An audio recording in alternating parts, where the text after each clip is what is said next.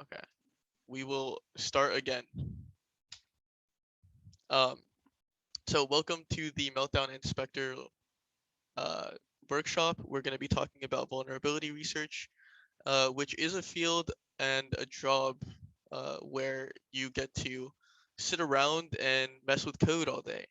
However, it is a little bit more difficult than it sounds. Vulnerability research ends up taking like a really long time. It can be like pretty frustrating to do.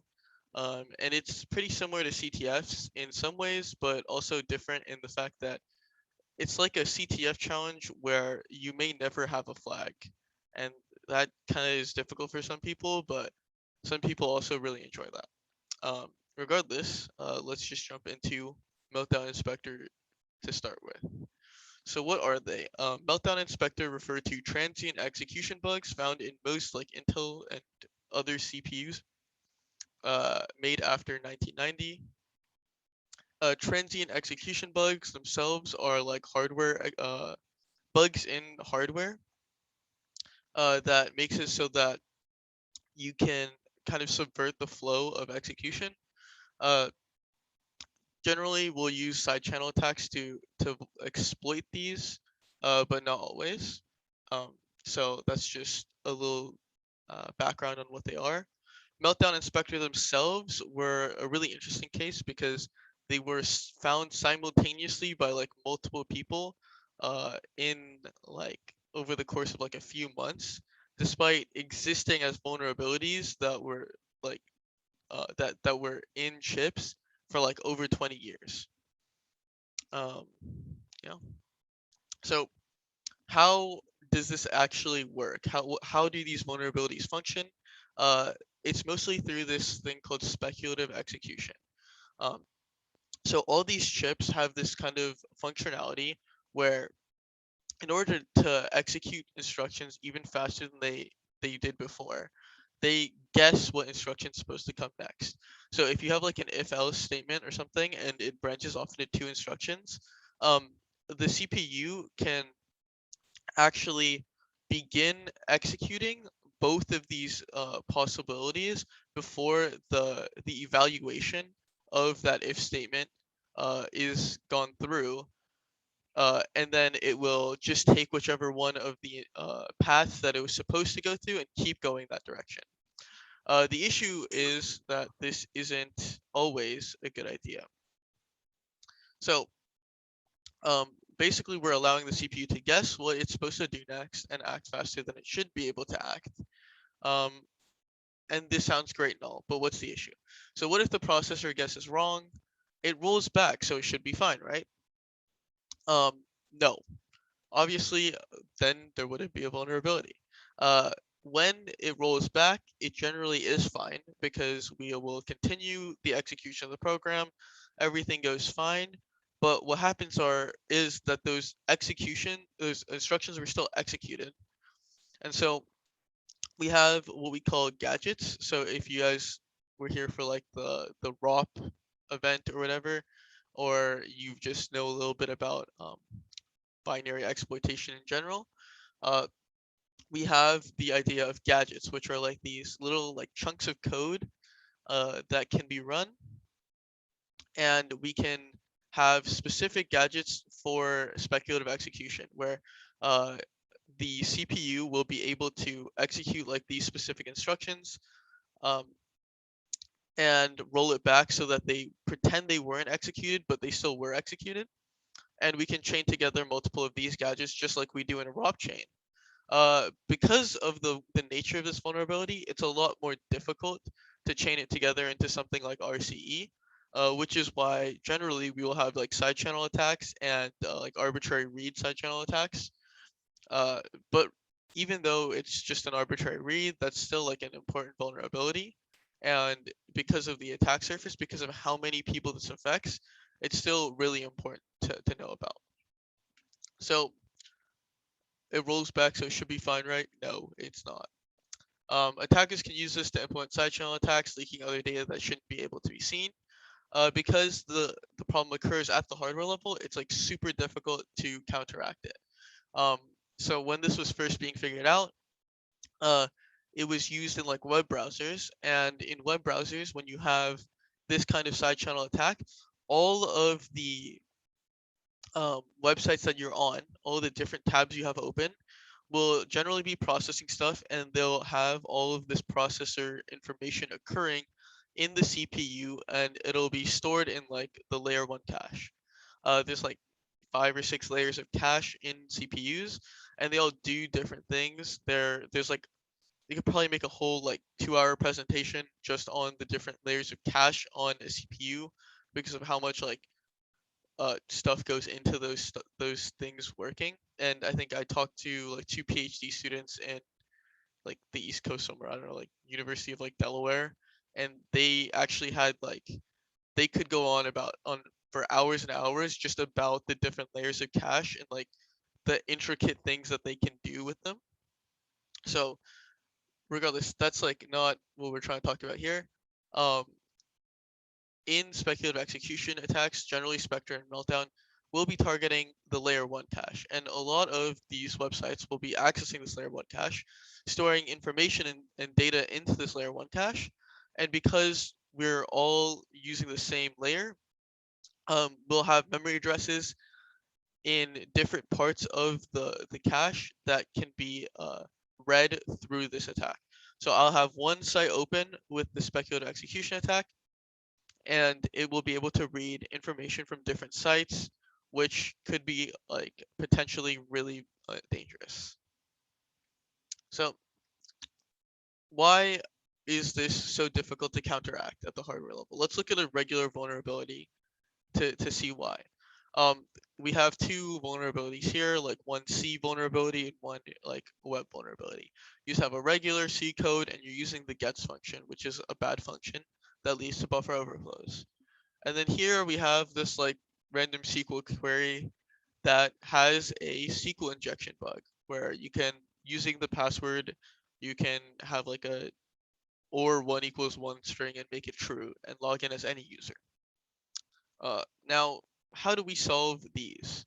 These are like really simple to solve because they're just software bugs. A software bug will generally have like a software fix. You have one line here, you change your gets to fgets and you're all good, or you sanitize your SQL query and you're all good. So that should be fine, right? Why can't we just fix the speculative execution bug like this? And the answer is because there is no software that's wrong. All of the software is just fine. So we have to get a little bit more creative when we're fixing these. Because we can't change the code in a processor, we can try like firmware fixes, and that can help to like some extent.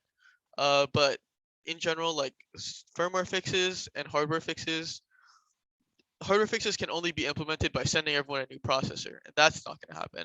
And firmware fixes are a lot more difficult to get people to actually install. So how do we fix this problem with software? It's time to get a little bit more creative. Anyone got any ideas how to fix this?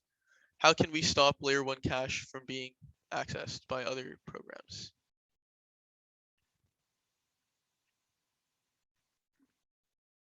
Anyone got an idea?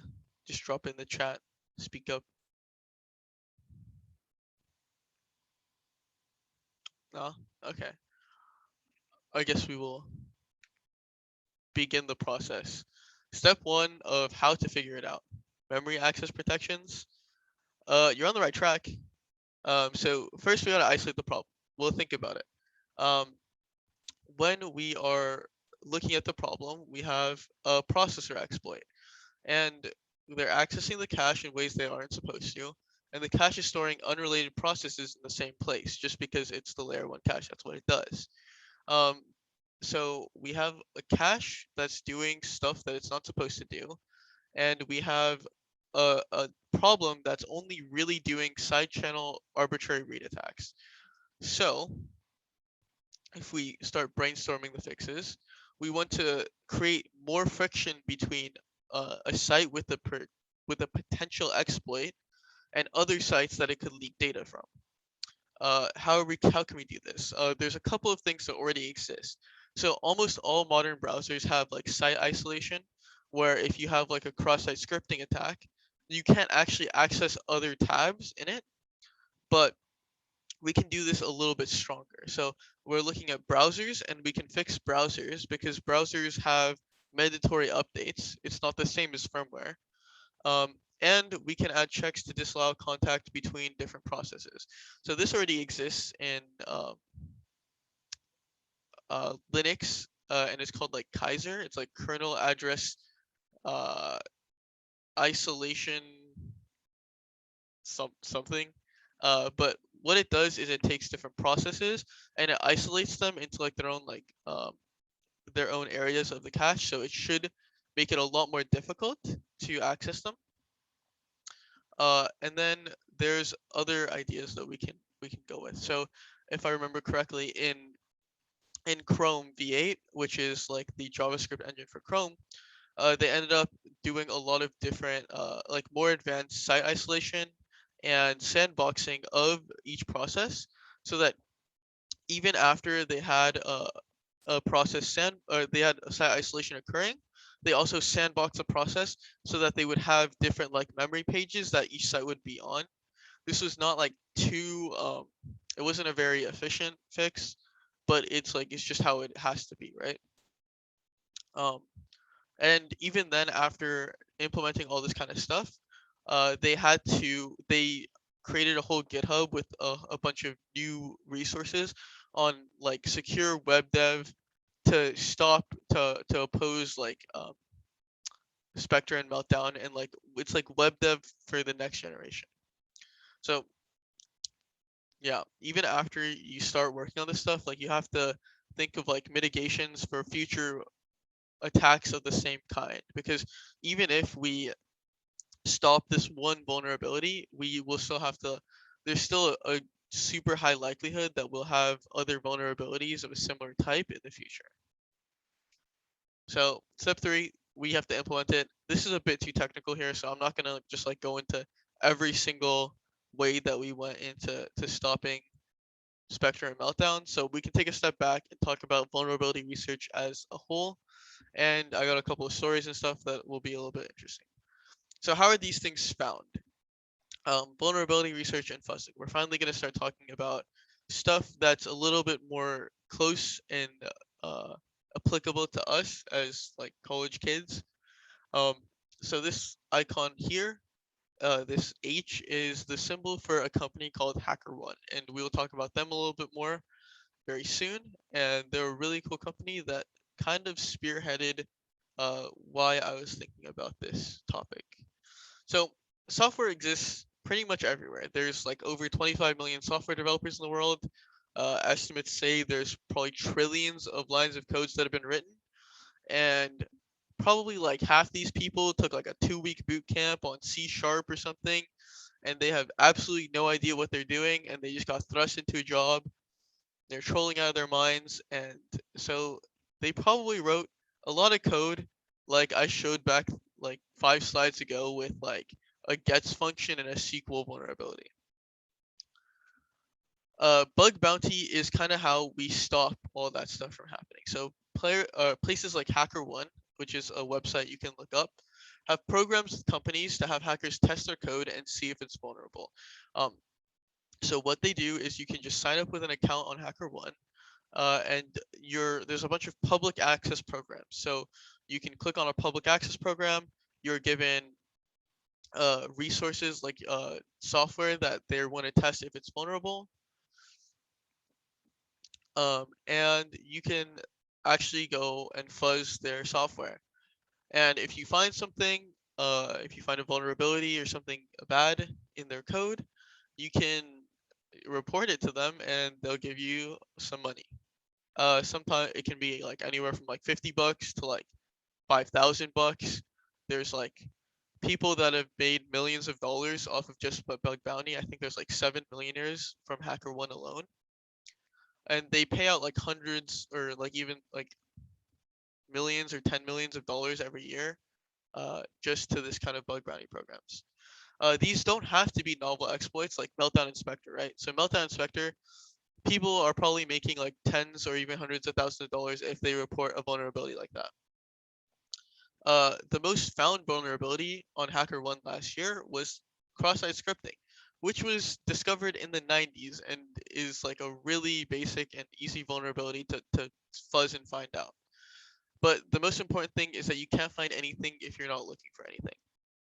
So the thing about this is there's actually vulnerabilities in like almost every website. Like you'll see a lot of different sites will use like if you find WordPress sites that still exist in like the 2021, you'll see there's like entire websites dedicated to cracking WordPress plugins and doing stuff like that. So it's really easy to find it, but at the same time, you also have to be wary of who's okay with you looking and who's not okay. That's why bug bounty is pretty important. It's important for a topic we call um, responsible disclosure. So if you find if you're just playing video games and you find a bug in a video game and you just email a website about it, there's a high possibility that they'll get pretty upset with you. That's why using a site like HackerOne or other bug bounty resources is really important, because if you find a bug in people that aren't looking for your bug, you could find yourself in like legal trouble.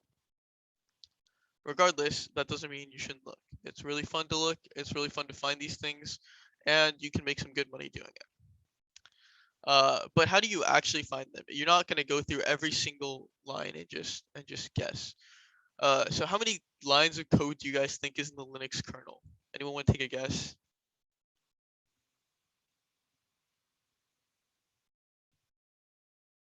I'll give you a hint. It's a big number. It's more than 5, yeah. Like 7, 8, 6, 50. Oh, guess you're getting high up here. Okay. No, so the number of lines in the Linux kernel in 2021 is around 27.8 million lines. You can't really go line by line in the Linux kernel and try and find a bug there. Like, that's just not happening.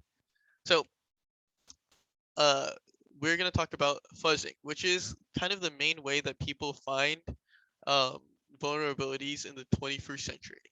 Fuzzing is the act of dynamically attempting to find unintended behavior in programs. A lot of the times you'll see this as crashes. If you get a crash, that means you're accessing a memory location that you're not supposed to access, which oftentimes can lead to arbitrary reads or arbitrary writes, and eventually an RCE. There's a lot of frameworks for this, but the most common is AFL. And you can there's if you look up AFL-CV, there's a GitHub with a list of vulns that are found. RCE stands for remote code execution. So if you have a program and if you can pop a shell in it, like so, you have the ability to read into the program's memory and then write to the program's memory so that you can like access the the computer running the program behind it, or even just execute code that it's not supposed to execute. That's what we call RCE.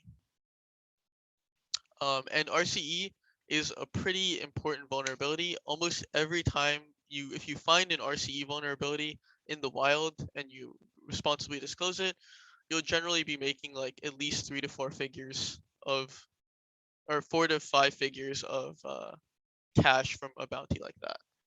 But so there's a lot of different ways to fuzz.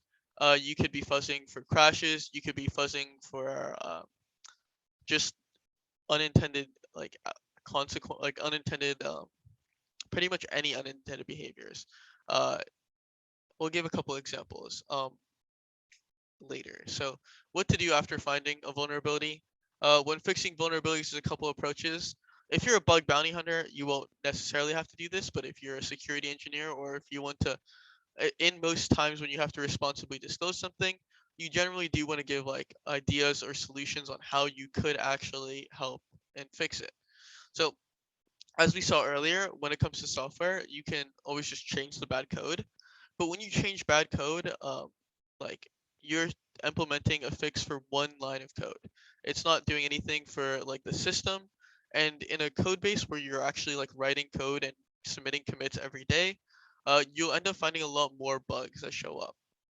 So in the end, when we modify the system running the code to create protections to mitigate these, that ends up being like a very important thing that security engineers need to do. So, for example, if we have like a buffer overflow, we can just change the code line of code that has the buffer overflow, or we can change the way the program's structured so that even if you do have a buffer overflow, it won't really be very important. So one thing that I've been working on recently that's related to this is called the RL Box API for sandboxing Mozilla Firefox. So if you look up RL Box, you'll see there's this thing that is being recently implemented in Mozilla Firefox, where we kind of accepted that if you use a third-party library in Firefox, like to process like a picture or a video or something like that, eventually there'll be vulnerabilities that are found in it. But if you want to mitigate this, instead of having to patch the libraries every single time, you can implement sandboxing for third-party libraries, and with like a good like implementation and class system, so that you can easily and effectively and efficiently port all of your third-party libraries to this. Then every third-party library will, even if they have bugs in them, you won't actually be able to exploit them on the Mozilla Firefox system. So it's cool. But where do you find bugs in the first place? So vulnerabilities can be found pretty much anywhere, and just because some code is old doesn't mean that it's free of bugs. Some examples are obviously the Spectre and Meltdown thing that we've been talking about. And another really cool one is the pseudo heap overflow that was found just this year in 2021. What they found is there was actually like an overflow in the pseudo function that made it so that you could get privilege escalation root access for any user using this proof of concept exploit. You can also find vulns in pretty much anything. So a couple of people that I know were invited to a HackerOne program for GitHub, and they were able to fuzz the npm library. And in fuzzing npm, they found that the library that every time you install node using the npm, which is probably millions of computers, there was actually a remote code execution vulnerability right there. And I think there's like a GitHub Medium write-up on it, but it was a really cool vulnerability they found, and they're like a 17-year-old and an 18-year-old that did it, and it's like 15K vulnerability, so they made 15K from disclosing this node npm vulnerability. Another thing is there was like a CS:GO vulnerability. So I don't know if you guys play video games, but Counter-Strike Global Offensive had a vulnerability in which if you had a specific like there was a vulnerability that came out a couple months ago, maybe a year ago. We can play video games at the school. Yeah, shocker, right? There's an RC vulnerability which made it so that hackers could actually steal your entire Valve like password and everything. And I don't know too much about that because I don't think it was very publicly disclosed, the details of the vulnerability. But even after that, I heard there was also another vulnerability in CS:GO with the map editor that if you created a map with specific there was like specific criteria to making this map, it would actually crash the game and you could actually get RC through that. This was responsibly disclosed. Valve fixed it and patched it before it had any malicious use.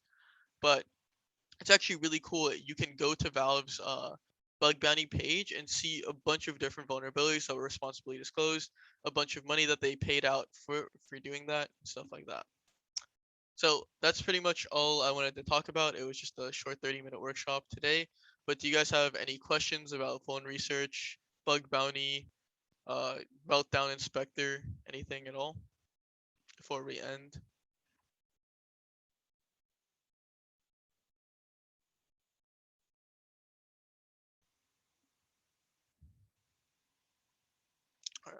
Well, I highly recommend if you guys are interested or if you guys enjoy doing like CTF at all to check out like HackerOne or other bug bounty programs. Where should I get started? Obviously the one I just pointed out. So I think you can just pull it up. So if you go to HackerOne, you can you can just log, you can make an account and you can let's see. So you can, do I have an account here? Do I have my credentials in? Okay. So yeah, you can get started with your favorite video game. Other people that I know, I think someone actually found RC vulnerability in like Left 4 Dead 2 because they played a lot of Left 4 Dead 2. They worked with some of the modding for it, and they found in like the map editor for that as well. They also had like some kind of like RC vulnerability in it, and it was really interesting. But so if you want to get started, there's like hacker ones right here. You go to the hacker section. They have free videos and CTFs that connect you to that kind of stuff. If you perform well at the CTF, you can get invited to private bug bounty programs, which pay out a lot more and give you access to other cool things. Um, there's like a leaderboard here, and there's also like a HackerOne CTF that is like always running and always gives you like help teaching you how to find like easy, or not easy, but like common vulnerabilities in websites. A lot of the stuff you have to start with in HackerOne is going to be web based, but if you get really good, I know someone that after reporting like a certain amount of vulnerabilities, they started to be invited to private bug bounty programs, and they were then able to do things like binary exploitation, where they work with like actual C programs and fuzz those, and those are a lot more fun and interesting, in my opinion, than doing web stuff. And he was of the same opinion. He like pretty much slaved away through doing web bug bounty for like a year, and he probably made like tens of thousands of dollars doing it because he's just really good at it, I guess. But um, even then, another thing you can always do is you can look at OWASP top 10.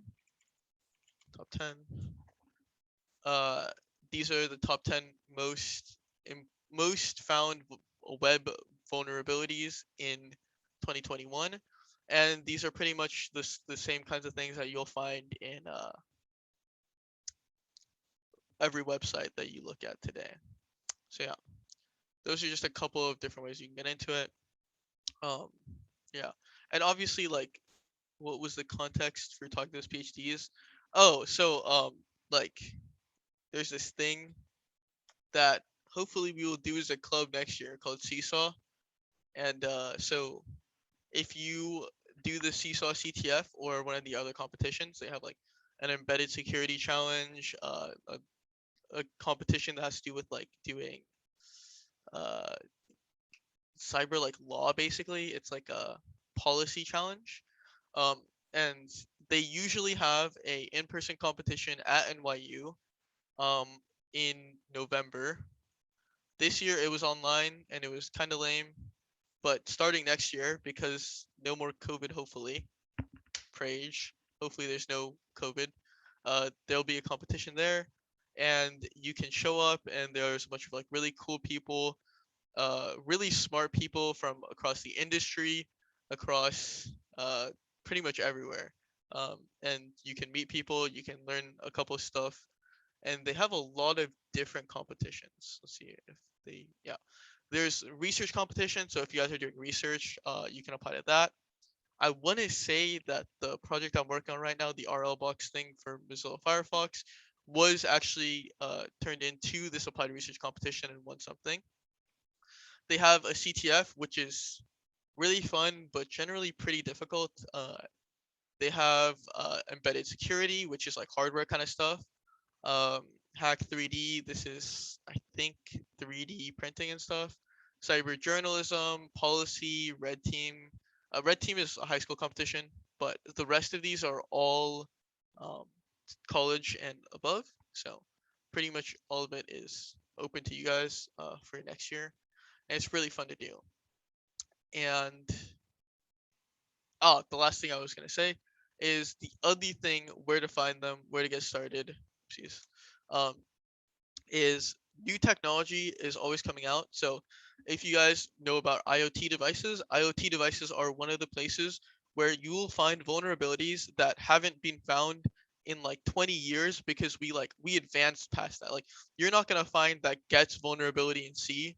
Like you won't find this vulnerability anywhere in like modern programs except IoT because for some reason IoT developers are just 50 years behind the curve or something.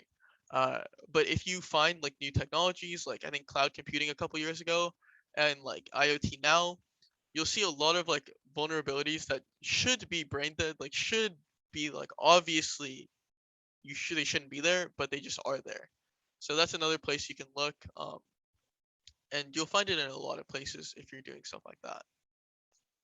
Yeah, that's about it. So I will stop the recording.